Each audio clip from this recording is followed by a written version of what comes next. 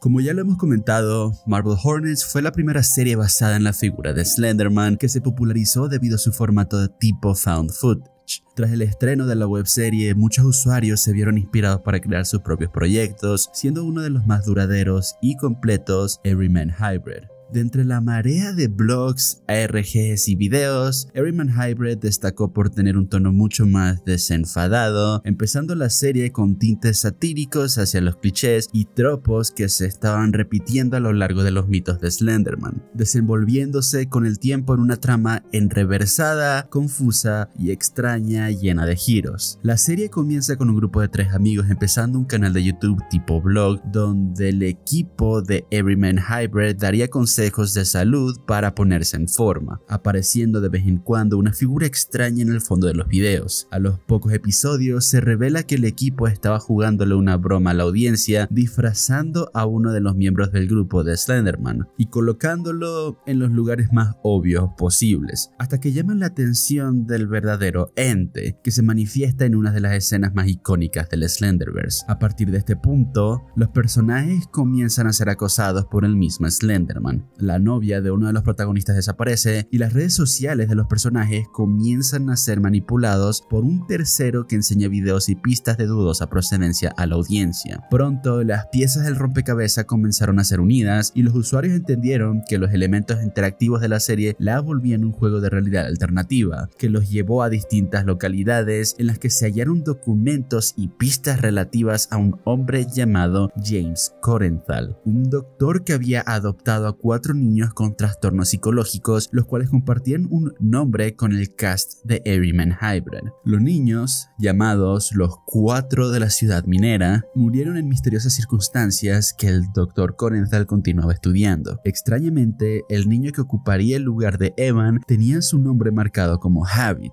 Es en este punto que la serie comienza a distanciarse de la mayoría de proyectos de Slenderman convencionales, creando su propio mundo con sus propias reglas y entidades sobrenaturales, introduciendo también otras criaturas de creepypastas en sus historias, como The Rake, el cual aparece ocasionalmente para atacar a los personajes, y creando a su antagonista principal, Habit, una entidad que se manifiesta a través de la posesión de uno de los protagonistas y que se presenta como los malos hábitos de la humanidad, o una forma primigenia de la maldad. La serie comenzó en marzo del 2010 y a lo largo de 9 años el ARG se desarrolló atravesando múltiples canales de YouTube, varias cuentas de Twitter, blogs, foros, rompecabezas que llevaban a locaciones reales en los Estados Unidos, cuentas de TweetPic y archivos de webcast, llegando a su fin en enero del 2019, con un final que implica que los eventos de toda la serie no fueron más que una iteración de múltiples iteraciones pasadas de una batalla entre entidades sobrenaturales capaces de manipular el espacio-tiempo.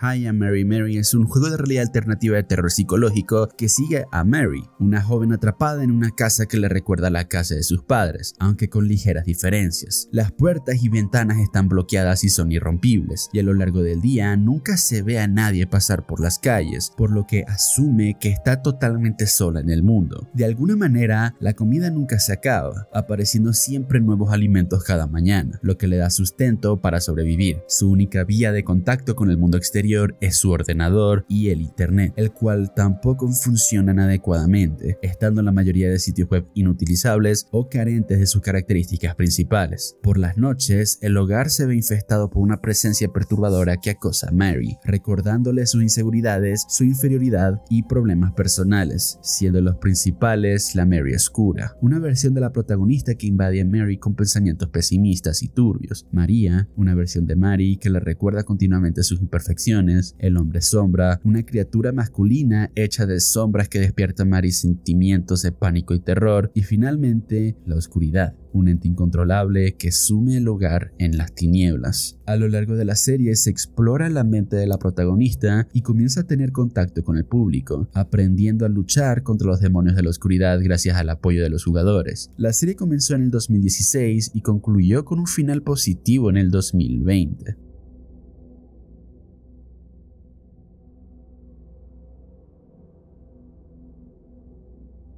En el año 2016, Internet se hizo eco de un video subido a YouTube en octubre del 2009 llamado "Hola Walter, soy Patrick, tengo una nueva novia". El video, que dura menos de un minuto, muestra en primer plano a un hombre con sobrepeso emocionado por enseñarle a alguien llamado Walter su novia. Tras presentar la situación, la imagen cambia a un ángulo holandés que muestra a Patrick abriendo una puerta en el baño de su sótano, donde se encuentra una mujer asustada y gritando para que la dejen ir. Acto seguido, el hombre entra al baño y el video termina. Poco después de viralizarse el video, fue retirado de la plataforma por incumplir las normas de la comunidad, pero no antes de que todo el mundo comenzara a especular. ¿Era acaso esta grabación de un verdadero secuestrador y su víctima? Los detectives de internet conectaron el video con la desaparición de Kyla Berg, una adolescente de 14 años que desapareció el 11 de agosto del 2009. Se le informó a las autoridades de Antigua sobre el parecido entre la víctima y la chica del video, pero tras una investigación se determinó que lo visto no era más que una simple actuación. Hasta la fecha, el paradero de Kyla Berg sigue sin conocerse.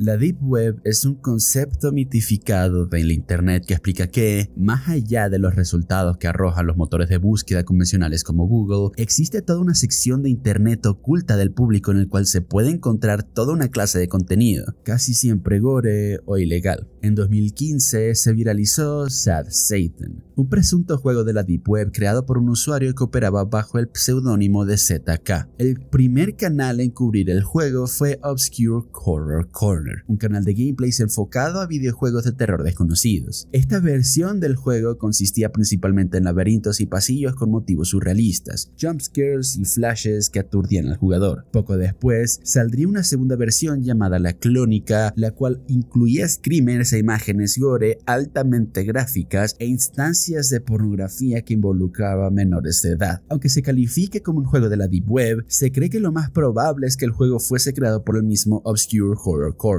La historia que ofrecía sobre cómo había conseguido el juego tenía varias inconsistencias, como el hecho de que el link.onion que había ofrecido para descargar el juego estaba mal escrito, conteniendo caracteres imposibles de hallar en la URL Onion. Al ser entrevistado al respecto de por qué había ofrecido un link falso, el usuario dijo que no quería que el juego se difundiera debido a que este contenía gore excesivo y pornografía infantil, algo que previamente había negado y que no se indicaba en las descripciones del juego o del video original. Eventualmente apareció en 4chan un usuario que se hacía llamar ZK, el cual publicó un link de Mega con otras versiones de Sad Satan, la cual contenían malware así como el contenido ilegal descrito. Al inspeccionar los archivos del juego, se descubrió que este había sido creado por una computadora que ocupaba el nombre de usuario Jamie, el mismo que el de Obscure Horror Corner. Cuando todo esto fue señalado, el dueño del canal dijo que alguien estaba intentando inculparlo de haber creado el juego y acto seguido desapareció de internet, dejando de responder por Reddit y abandonando su canal de YouTube. Este fue el caso más sonado de un videojuego de la Deep Web, y aunque al final pareciera que no provenía de aquí, esto no impidió que varias personas comenzaran a crear sus propias historias, compartiendo otros supuestos juegos de la Deep Web, como Tetris Alien o versiones modificadas de LSD Dream Simulator.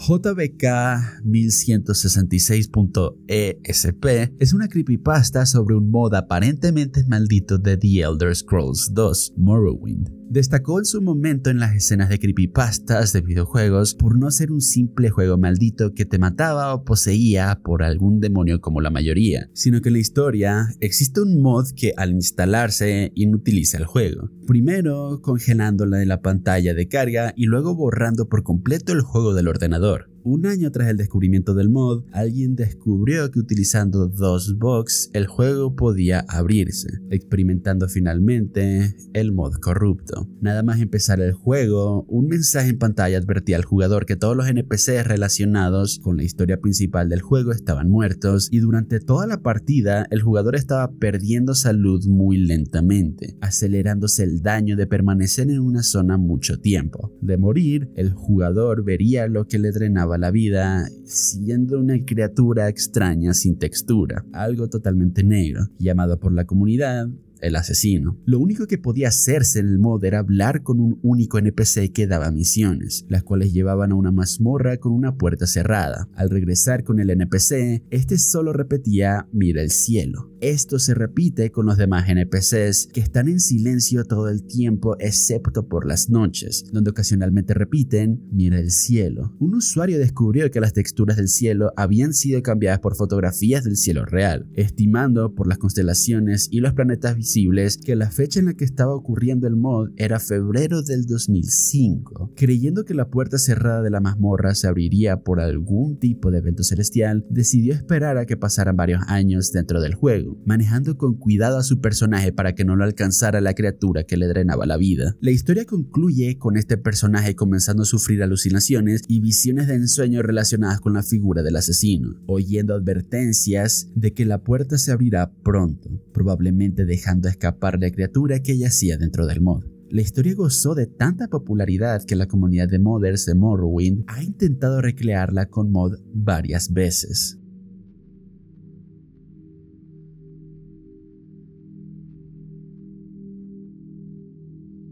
The Princess Society es una creepypasta que mezcla todos los tropos de historias de terror de videojuegos y los ejecuta espectacularmente con una buena construcción de mundo y aprovechándose las preconcepciones que puede tener el lector sobre las creepypastas de videojuegos. La historia relata un fenómeno extraño que múltiples jugadores han sufrido a lo largo de las décadas desde la aparición de la Nintendo 64, en el cual el juego que están jugando comienza a presentar múltiples fallos, pantallas de carga excesivamente largas y la aparición de un personaje femenino sin texturas de cabello rojo que parece llevar un vestido. El protagonista sufre de la aparición de este personaje en The Legend of Zelda Ocarina of Time. Preguntado en foros dedicados si alguien más sufrió esta serie de bugs, pero sin recibir ningún tipo de respuesta satisfactoria. Hace al lado el tema y con el pasar de los años lo olvida, hasta que un día es contactado por un grupo de usuarios que se hacen llamar como The Princess Society o la Sociedad de la Princesa, una comunidad conformada por jugadores que vieron a este ente, advirtiendo de los peligros de toparse con ella. La historia continúa desarrollándose relatando varios encuentros de la princesa en varios juegos de distintas plataformas, hasta que dos jugadores deciden poner a prueba a la princesa, terminando con uno de ellos muerto. En un punto se explica que la princesa originalmente formaría parte de un juego donde sería el héroe y ella una compañera que formaría su personalidad en base a las acciones del jugador, pudiendo ser buena y compasiva o malvada. La historia finaliza con la princesa tomando el control de los foros de The Princess Society y con una serie de advertencias al lector: no intentes pelear, no intentes comunicarte, no intentes atraparla ni engañarla,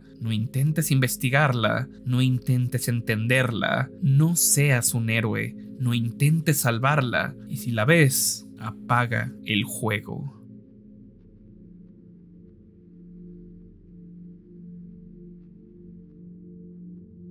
En septiembre del 2009 apareció en la web una página llamada losbeatlesnuncasesepararon.com, la cual contenía un álbum nunca antes visto de la banda, Everyday Chemistry, y la historia de una persona anónima que actuaba bajo el nombre de James Richards, un seudónimo creado a partir de los nombres legales de Paul McCartney y Ringo Starr. Según el creador del sitio, un día sufrió un accidente mientras paseaba a su perro, tropezando con una madriguera de conejo y quedando inconsciente. Al despertar se encontraba en una sala extraña llena de aparatos electrónicos. Ahí se encontraba Jonas, un hombre que clamaba pertenecer a un universo paralelo donde la tecnología de viajes entre realidades paralelas era algo normal. Ambos discutieron un rato acerca de los viajes entre distintas dimensiones hasta que la conversación derivó en música, específicamente sobre la banda de los Beatles. En esta realidad, la banda no se había separado y continuaban haciendo conciertos y giras. En un momento que Jonas se despistó, James logró hacerse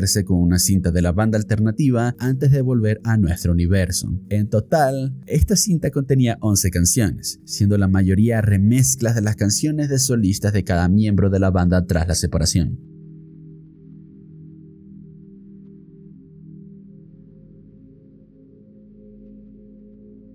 Kraina Griswold TV o La Tierra de los Hongos TV es un proyecto del artista polaco Wiktor Stribog, estrenado en YouTube el 23 de diciembre de 2013, cumpliendo muy recientemente los 10 años. El canal de YouTube hace las veces de canal televisivo donde se presentan distintos programas, siendo el primero de todos Poradnik Uśmiechu, la guía de las sonrisas. Los videos presentan una estética analógica como si estuvieran sacados directamente de una cinta de VHS muy antigua, siendo de los pioneros en la estética del terror análogo que surgiría mucho más tarde. La serie de Poradnik Uśmiechu sigue a Agatka, una adolescente que conduce la guía de sonrisas con la aparición ocasional de una criatura en forma de ardilla humanoide llamada Malgosia, la cual posee un alter ego que se hace llamar Teufel o el Diablo. La programación suele ser interrumpida para mostrar fragmentos de una entrevista a la madre de Agatka, la cual explica que es incapaz de contactar con su hija, haciendo alusión a la Tierra de los Hongos, un lugar difícil de encontrar pero que es aún más difícil de volver. La serie tiene múltiples simbolismos recurrentes, como la mención de hongos, tener los ojos tapados por falsos, mensajes subliminales escondidos en audios invertidos, piezas de puzzles literales y demás. Debido a lo ampliamente interpretable que es la serie, fue un pasto de teorías cuando se estrenó, algunos teorizando que la Tierra de Hongos podía aludir a un apocalipsis nuclear o a la adicción a las drogas. Las producciones de Wiktor Stribog se caracterizan por un profundo terror psicológico surrealista, donde ni siquiera la estructura de los diálogos puede llegar a tener ninguna clase de sentido. Recientemente, Kraina Griswold TV ha lanzado nuevos episodios, principalmente enfocados en el estudio del fenómeno del parloteo indistinto, un fenómeno que comenzó a manifestarse en los televisores en los 80s cuando se generalizó el uso de los subtítulos descriptivos.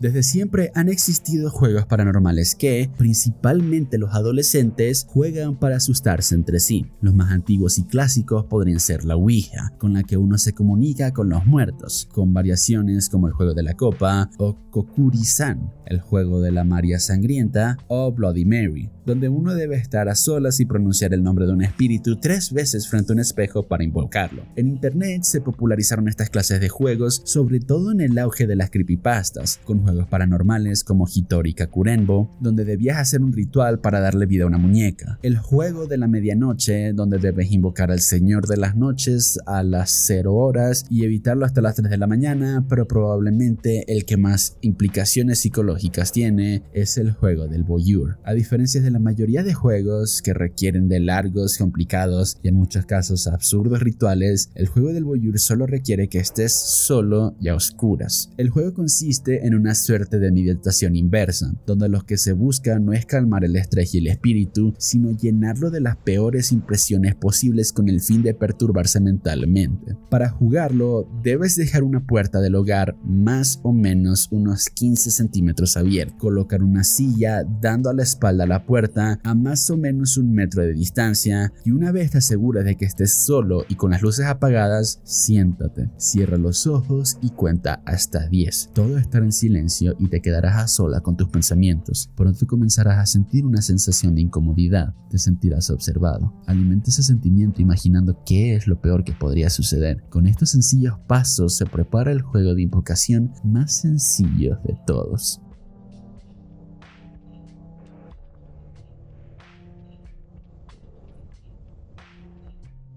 The GIF es un supuesto GIF de varios minutos que muestra una carita feliz con ojos y boca realistas colocados sobre un círculo amarillo. Los que abrieron el GIF dijeron que lentamente titulado I'm Happy, comenzaba a fruncir el ceño adquiriendo un aspecto enfadado. Pasados los 5 minutos, el usuario comenzaría a oír un grito rompetímpanos mientras el rostro enojado cambiaba por imágenes en rápida sucesión de cuerpos mutilados, animales siendo torturados, víctimas de bombas atómicas, violaciones y un largo etcétera. El GIF llegaba a su final mostrando el mensaje "Ten un buen día", cerrando el navegador y dejando el ordenador inutilizable. Supuestamente quienes vieron el GIF fueron encontrados mutilados, desollados y asesinados en todas clases de maneras horribles, encontrándose en todas las escenas del crimen un rostro feliz dibujado con sangre en una de las paredes.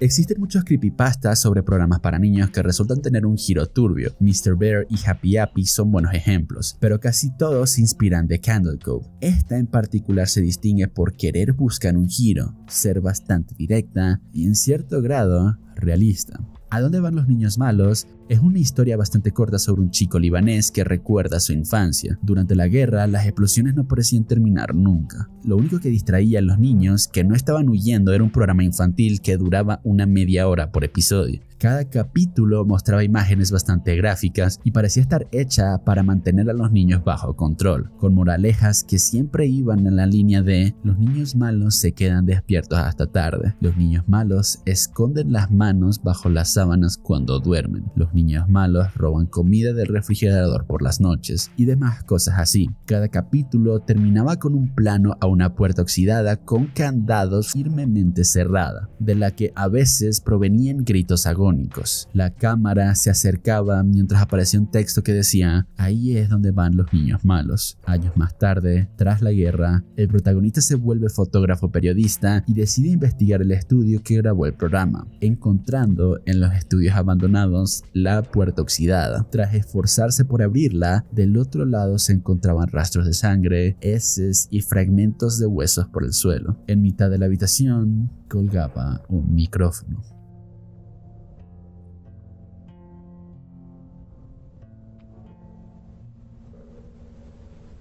The Monument Mythos fue una serie de terror analógico ambientada en un Estados Unidos alternativo donde James Dean se volvía presidente del país y donde los monumentos nacionales ocultaban extraños secretos. La serie fue compartida a través de YouTube desde el 26 de septiembre del 2020 hasta el 30 de abril del 2023, abarcando 3 temporadas y un spin-off, el Nixonverse, donde una versión deificada de Richard Nixon somete a la humanidad a prueba al enviar 3 dioses avatares a la Tierra, respondiendo los humanos con múltiples intentos de asesinar, contener o aprovecharse del poder de estos seres. La historia en sí misma es un rompecabezas bizarro donde la historia de Estados Unidos se ve retorcida gracias a la manifestación física y paradójica de un ser transdimensional que existe fuera del plano físico, la serpiente cornuda. Su ser consiste en una dimensión entera de apéndices semejantes a ramas infinitas que sirven de nexo dimensional, interconectando las realidades a lo largo del espacio-tiempo. El primer hombre en descubrir este espacio metafísico fue el primer presidente de las Zonas Unidas de América, George Washington,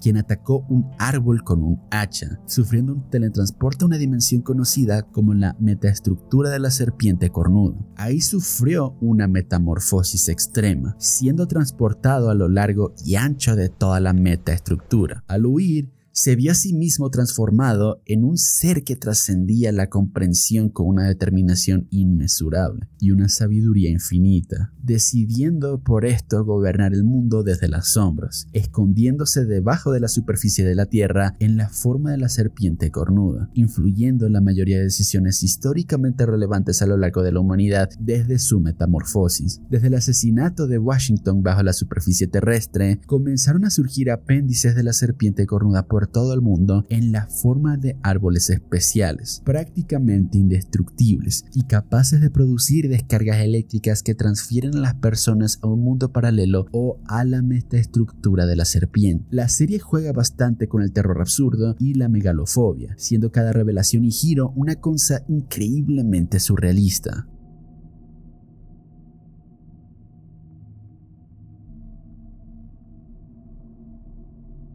Si tenemos que hablar de las series fundacionales del horror analógico, tenemos que hablar obligatoriamente de Gemini Home Entertainment. Hay muchas webseries de terror analógico que fuerzan la estética de forma no diegética. Los videos tienen un filtro VHS, Laserdisc o cualquier tecnología similar de forma gratuita. La idea detrás de Gemini Home Entertainment es espléndida para el género, pues no presenta una serie de cintas VHS con historias ligeramente autocontenidas que varían en su formato, siendo algunos de los videos comerciales, videos educacionales sobre vida silvestre o videos caseros, todos distribuidos por la misma compañía. Gemini Home Entertainment. Al ver todos los videos y contrastarlos entre sí, se descubre una trama de invasión extraterrestre que parece dirigir a la humanidad a un evento apocalíptico, orquestado principalmente por el planeta orgánico Iris, un ser que se presenta como un planeta sintiente que luce como un ojo. La serie comenzó a publicarse en noviembre del 2019, inspirando a varios creadores de contenido a la creación de sus propias series de terror con estética analógica. El autor, Remy Abode, no solo ha incursionado en el terror analógico, sino que también ha explorado el horror digital con una webserie basada en el personaje de Slenderman, Morley Grove, el cual reimagina el personaje y las consecuencias de ser acechado por él mismo. Aunque la serie sigue activa, el creador anunció que debido a problemas técnicos, sus proyectos entrarán en un hiato indefinido.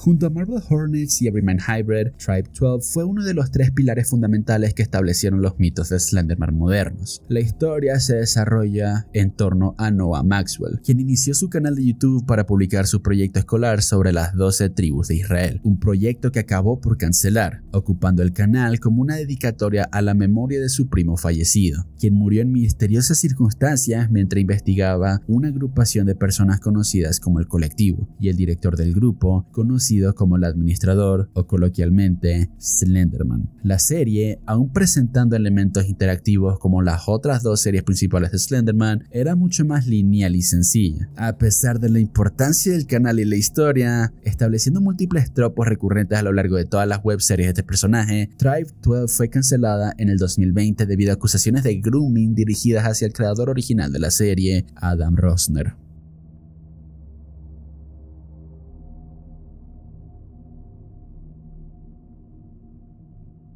Bobby Yeah es un corto animado independiente escrito, dirigido y animado por Robert Morgan, un animador de stop motion reconocido por su profundo uso del terror corporal, estrenado en 2011 y subido a YouTube en el 2017. El corto, hecho con stop motion, muestra a una criatura humanoide medio conejo, medio rata, llegando a su casa con una especie de gusano que libera criaturas extrañas en el cuarto cuando el protagonista presiona un botón rojo en su cuerpo que parece reproducir a la criatura, o acelerar la evolución o el cambio corporal de los seres vivos. El contenido del cortometraje es altamente surrealista y cómicamente violento.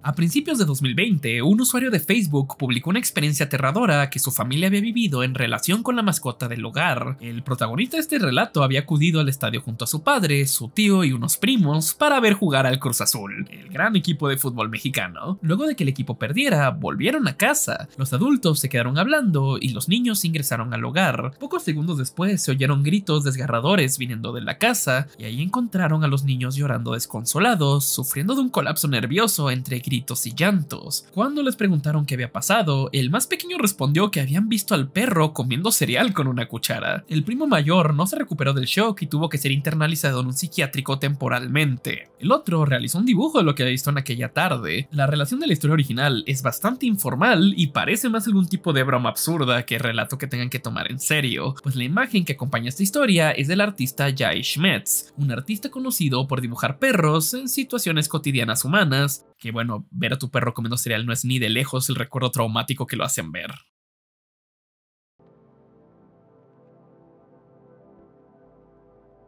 Funny Mouth es una creepypasta donde un hombre se encuentra con un usuario que actúa y escribe excesivamente extraño y mal en un chat virtual. En mitad de la conversación, Funny Mouth entra al chat y deja unos pocos mensajes. Hola a todos esta noche, me gusta lamer la sangre fuera de la persona, veo tu rostro hermoso, no es tan triste, venga. Acto seguido deja el chat, intrigando al protagonista, quien sigue interactuando con Funny Mouth, desencadenando una serie de alucinaciones, pesadillas e interacciones no deseadas con el el usuario, que cada vez entiende más que es una clase de entidad paranormal. Cuando el chat deja de funcionar por completo para todo el mundo, el único capaz de entrar es el protagonista, redirigiéndolo a sangre.com, un sitio web ocupado únicamente por un rostro deformado gigante, con una lengua excesivamente larga saliendo de la boca, dibujando con letras pequeñas que leían Funny Mouth. La historia concluye cuando, en sus pesadillas, unas manos agarran la mandíbula del protagonista y la desgarran. Al despertar se ve igual de deformado que el rostro del sitio web y, habiendo ya descendido a la locura, procede a formar parte de Funny Mouth él mismo.